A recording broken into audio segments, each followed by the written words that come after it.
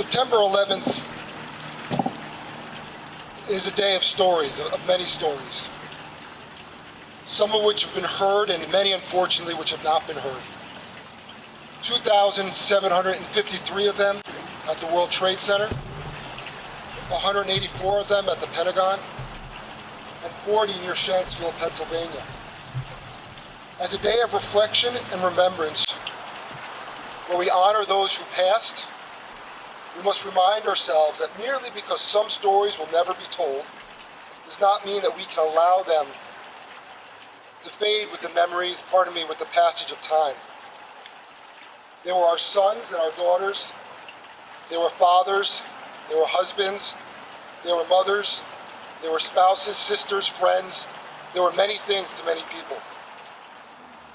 Each one of them was unique and left an indelible stamp on many people that they touched, whether in love, whether in relationship, whether in work, or something else. Lives that were stolen from them under the most horrific and undeserving circumstances, and we must never allow them to become faceless statistics, but remember them as men and women like any one of us here today. I'll share 5 who touched all of us here in Newcastle in one way or another, and I encourage you, if you have not done so, if you have not received the booklet or seen online, to read their respective passages and understand who they were, that they were not statistics or not just names. Michael Berkeley, Donald Green, Louis Stephen Inglaterra, George Morell, and Alan Schwartzstein. Every man and woman who passed on 9/11 and those who succumbed to the sicknesses and cancers after personifying valor and compassion during the rescue and recovery efforts, their life ended too soon, but deserves remembrance and acknowledgement. And it's critical that we continue to share their stories and have events like these. 9/11, like many incidents in history, can't just be something that our children or grandchildren or great-grandchildren merely read in a book. But as sad and terrible and horrible those stories are that we hear about 9/11, there's also another story that also needs to be told. It's a story that can't be forgotten either. And it's not one that is sown from despair and tragedy, but chiseled in stone from courage, from valor, from heroism, from selflessness, and compassion. The stories of our first responders, survivors, and fellow Americans who, staring down chaos that most of us could never fathom or imagine, stood up and collectively and individually rescued strangers, friends, and co-workers on that day. These are men and women who risked everything, and in many cases their lives, so that others could live. I take nothing away from the greatest generation, and for those who are younger who may not know, but the men and women who were involved and fought and supported this country during World War II. But I submit to all of you that all of those men and women who rushed in, whether they are our first responders, like those here in Newcastle who stand up for us every day, or they were just regular people like you and me, that went to the pile after the fact to make sure that there could be recovery efforts, even if rescue could not be had, that they deserve that same recognition. They are members of, I would argue, the greatest generation for them and their own actions. I can see from all the people here today, we have people from different walks of life, different backgrounds. We have firefighters, police officers, we have our Boy Scouts. We have many people who have come together to commemorate a terrible event in the history not just of the United States, but of the world. But there are lessons to scenes from 20 years ago that we can still carry with all of us today, and I encourage you all to do so. I sometimes ask myself, what would have happened if this were today? And the lesson that I take away is that in a time that finds this nation so torn and so polarized, from our politics and our ethnicities to our views on science and medicine, We must rise up and set aside our differences, like what occurred on September 11th, and remember how we united together to comfort, support, protect, and simply stand up for one another, without judgment, without concern, or looking out for someone else other than ourselves. None of you came here to hear my stories about 9/11. It's not about me. But I do want to share something that I think is really important for us all to hear. That even in the throes of despair, even in the worst times of many of our lives, things can be good. Beauty can rise from the ashes. On September 11th, 2007, my wife and I welcomed the birth of my second son. But that's not what this is about. On an elevator ride, I don't recall if I was going up or down, but a man walked in, and he had told me, so excited, that he survived September 11th, and 6 years to the day, his wife gave birth to twins. And if that is not a complete turnaround of life, I don't know what can be. Thank you all for coming. Thank you for all being a part of this. Thank you to all our first responders, our Boy Scouts, our Girl Scouts. Thank you to the committee. Thank you to the Rec Commission. Thank you for all being here. As the sun shines so brightly this morning, it does certainly remind me of that morning of September 11th, 2001. I'm here this morning to offer the invocation. An invocation is a prayer which reminds us that God's Spirit is with us. But on this 20th anniversary of the terrorist attacks, I'm offering an invocation that reminds us not only of God's presence, but I'm also going to invoke the spirits of some of the groups that we need to never forget, who risked and lost their lives while trying to help others. And so this morning, I invoke the spirit of God's presence. And I invoke the spirits of all of those who died on 9/11/2001 at the World Trade Center, Shanksville, and the Pentagon. I invoke the remembrance of all the first responders who risked and gave their lives in order to help save the lives of others. I invoke the remembrance of all the recovery and rescue workers who worked for months on that pile, and those whose lives have been lost in the years since, due to the toxicity of the area in which they worked. I invoke the hearts of all of the volunteers who chose to help out at Ground Zero, the family assistance centers, and the morgues. And I invoke the spirits of the recovery, rescue workers, police, firefighters, FBI, ATF, Con Ed, and all of the others with whom I spent time as a chaplain at the respite centers at Ground Zero. They taught me so much. They taught me about living and loving and caring and, yes, dying. And lastly, I invoke the spirits of all of the families and friends whose loved ones died on 9/11 and in subsequent years as a result of working at Ground Zero.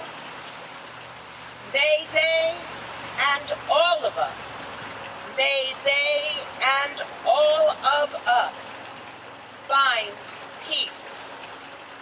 And may we as a country find ways to heal and to mend our differences so that we can work together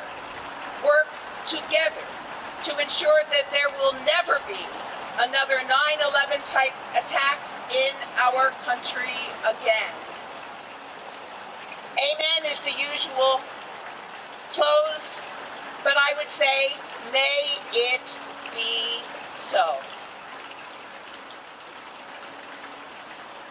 I'd like to now invite us to stand as the Boy Scouts of America Troops 1, 2, and 3 and the Chappaqua Girl Scouts lead us in the Pledge of Allegiance. To the flag of the United States of America, and to the republic for which it stands, one nation, under God, indivisible, with liberty and justice for all. Detail parade rest.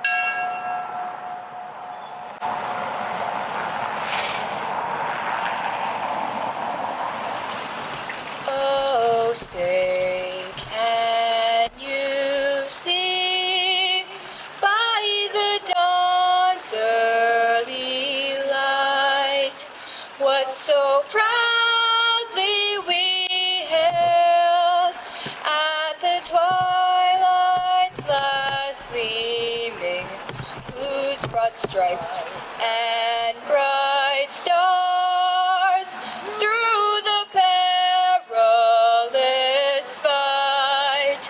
O'er the ramparts we watched were so gallantly streaming, and the rockets right glare, the bombs bursting in air, gave proof through the night that our flag was still there.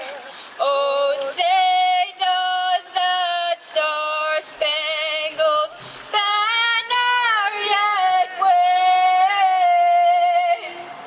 o'er the land of the free and the home of the brave?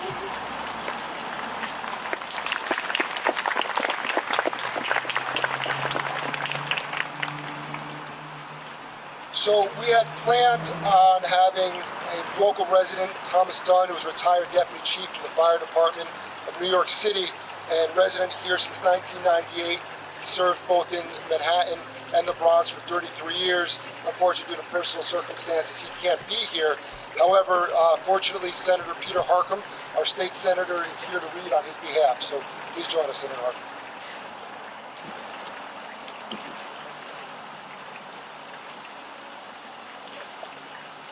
Good morning, everyone. I'm sorry that Deputy Chief Dunn could not be here, but I'm honored to read his words this morning. My sincere thanks to the town of Newcastle for allowing me to be part of your ceremony. I regret that I was unable to attend, but want to share my thoughts with you. Today we mark the 20th anniversary of the 9/11 terrorist attacks. I don't know about you, but I have a difficult time envisioning the fact that so much time has passed. I still find it hard to get a grasp on the extent of the damage and pain that occurred on that sunny Tuesday morning.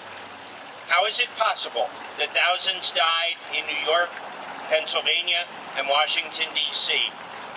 How can we still be experiencing the effects as hundreds of survivors continue to suffer from illnesses caused by their exposure to World Trade Center toxins?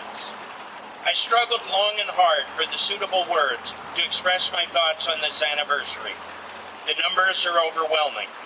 Hundreds of emergency personnel, 343 firefighters, thousands of innocent civilians, 5 from our own town, many of whom also performed courageous acts helping others on that day. Not to mention the growing list of those who have since passed away from illness. But the more I thought about exactly what to say, the same memory kept surfacing in my mind. And that was a memory of one friend in particular. In July of 2011, I was working in Manhattan and got a phone call from him. We had known each other for a number of years as we worked our way up through the ranks of the fire department, and we had fought fires together in the Bronx. We often got in touch with each other to talk about life in general and to discuss stories and rumors that always seem to pop up in any big organization. I remember that one of the topics he brought up in our conversation that day was the so-called Father's Day fire that had occurred just a few weeks earlier. At that incident, an explosion in a hardware store in Queens had killed 3 New York City firefighters. I can still recall my friend's exact words. There but for the grace of God, go you and I. We didn't expound on it, but we both shared the same thoughts. In a world full of uncertainties and a job full of danger, we both knew that often it was just fate that determined our destinies. I could not have known it at the time, but that was to be the last conversation I would ever have with him. Just a few weeks later, fate, or God, or whatever it is that runs the universe, that determined that my friend would be one of the many to die on 9/11. So today I want to remember all those we lost, but I want to remember my friend in particular. Not that he was different or special, it's just easier for me to focus on him and not be overwhelmed by the vast numbers who also suffered. I also want to recall something else from the past, and that is to remind ourselves of the spirit and support we gave each other in the days and months after 9/11. We live in very divisive times. You only have to read to see that. Today we remember those we lost, but also let us remember that on the morning of 9/11, 2001, there were no Democrats and no Republicans, no liberals and conservatives. It didn't matter what race or ethnic group you were. There were only people suffering and dying, and people stepping up to help each other as we slowly recovered and pieced our world back together. Let us hold the memories of the victims of 9/11 in our hearts, but let us also honor them through our actions by continuing to take care of each other. On this, the 20th anniversary of 9/11, I wish for peace and healing for all of you. Thomas Dunn, FDNY, retired.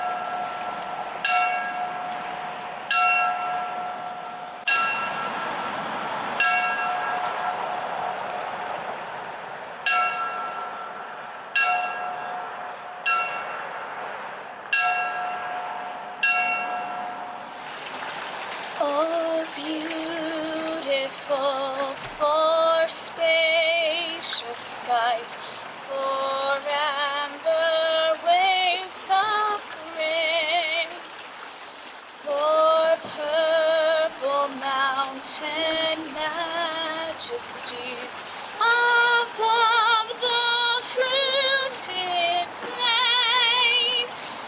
America,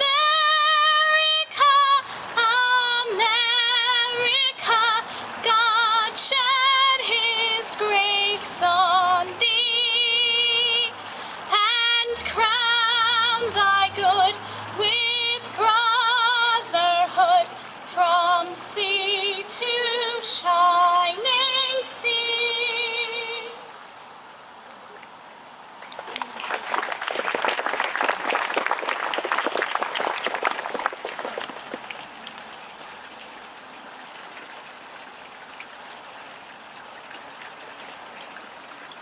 Good morning.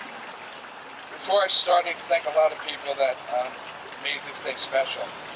Former Town Supervisor Ivy Poole, Acting Supervisor Jeremy Salan, Town Administrator Jill Shapiro, the Boy Scouts Troop 1, 2, and 3, the Girl Scouts of Newcastle, the Newcastle Park and Rec employees that spent 5 weeks working hard to make sure this place looked as good as it does today, and for all of the people on our 20th anniversary committee whose efforts can be seen throughout this whole event and whose names are listed along the back of the journal.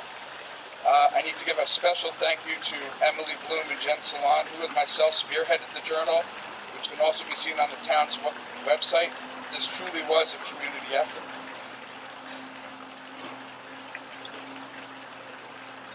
To me,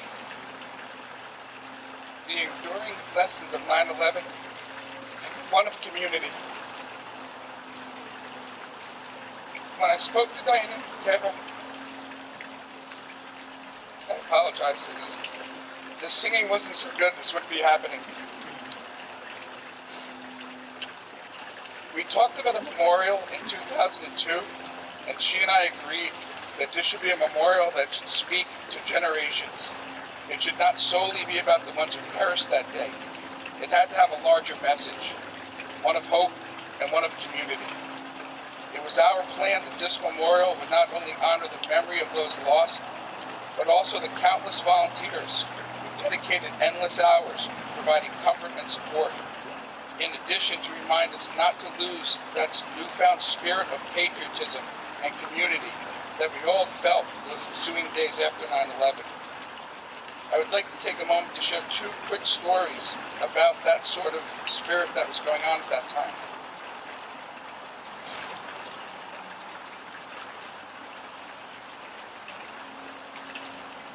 I lived on Ludlow Drive in Chapel. That day, Diane, Lewis, and Sam were moving back to our neighborhood after moving out of the neighborhood to do some renovation on their house. When 9/11 happened, we surrounded them. Every person on that street did something to help them and to support them.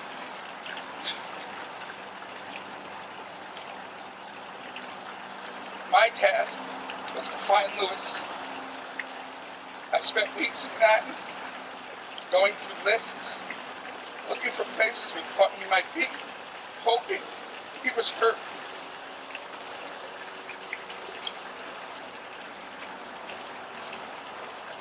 At one point, we got to New York Armory at about 12:30, 1 o'clock on September 12th. We got there, and police and Red Cross were actually setting up, and we looked, we said, "What are you doing here?" Well, my neighbor said there was going to be a list here. I wanted to get here early and get done. It hadn't even been announced to the public yet. I don't know how someone in Ludlow found out, but they did. So they said, "You got to come back tomorrow." So when they came back tomorrow, there was a line of people, 300 or 400 deep. There were people just walking past this line saying, "Does anyone need to go to the bathroom? I will wait online for you for as long as you need. Does someone need a rest?" There was one person in particular that was just walking by saying, "Does anyone need a hug?" And people would step out of line and hug this person. They'd cry, and they'd go back in line. It was just an amazing thing to witness and to be a part of. When I give artifact talks at the 9/11 Memorial Museum, I try to end on a positive note because people, after they see some of the exhibits, it's very difficult. So I try to get people to remember the following things. 9/11 was the most successful evacuation in our country's history. And that was due to our first responders and the citizens helping citizens. 500,000 people evacuated New York City that day by boat. Another couple 100,000 walked over the Brooklyn Bridge or just walked north. 87% of the people survived that day. If you were in the North Tower below the impact zone, 99% of those people survived. So when you look back on that day, it could have been so much worse. But due to first responders, due to citizens helping citizens, it was not. The rally cry behind this memorial was always unity and community. So when I come to this special place, I'm not sad, although it's hard to tell right now. I focus on life, living every moment to the fullest. And I try to refocus my sense of community that day, because I remember how that day and that time inspired me, and I invite you all to do the same. There will be many things you forget in the days to come, but this day should not be one of them. Please carry that spirit of community and unity with you every day, not just today. Today we add 2 more names to our list of community members we remember. We remember Michael Berkeley, Donald Green, George Burrell, Alan Schwartzky, and my dear friend, Louis Ingleterra. Thank you.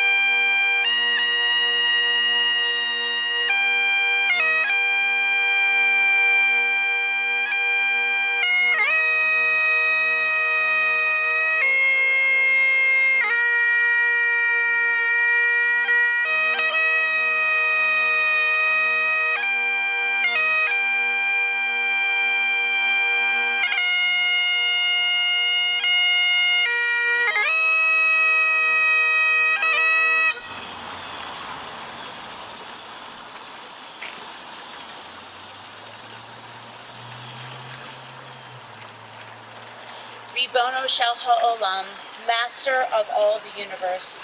This morning we gathered to remember and to mourn 20 years of loss, pain, and grief. Although much time has passed, we still remember the darkness that filled our world as though it was yesterday. The Jewish community just celebrated Rosh Hashanah, the Jewish New Year, which recalls the creation story. We read that the world began with darkness, yet God didn't intend for us to live in that state of darkness. God immediately created light to overpower it and called it good. But, O Eternal One, we know that light does not just emanate from you.